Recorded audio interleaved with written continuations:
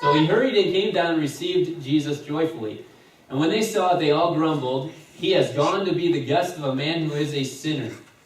And Zacchaeus stood and said to the Lord, "Behold, Lord, the half of my goods I give to the poor, and if I have defrauded anyone of anything, I restore it fourfold."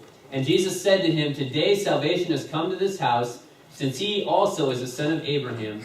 For the Son of Man came to seek and to save the lost."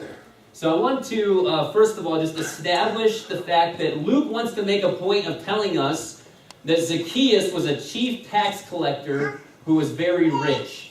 The reason that Luke, the author here, wants to establish his title is because it would have made him a well-known chief of sinners. It gave him a bad reputation because the tax collectors, and a chief one at that, would have been taking bribes, would have been cheating people on their taxes to put extra money in their pocket. So Zacchaeus wouldn't have been a man of good repute. He would have had a poor reputation. People were not happy with Zacchaeus. And I think all of us can relate to people that we know in our lives that don't have a good repute. They don't have a good repute in our neighborhood. They don't have a good repute with us. They frustrate us. They are sinners, just as we all have been.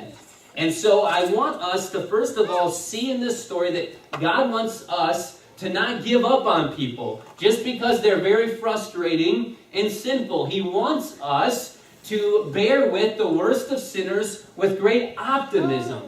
That God can save the worst of sinners.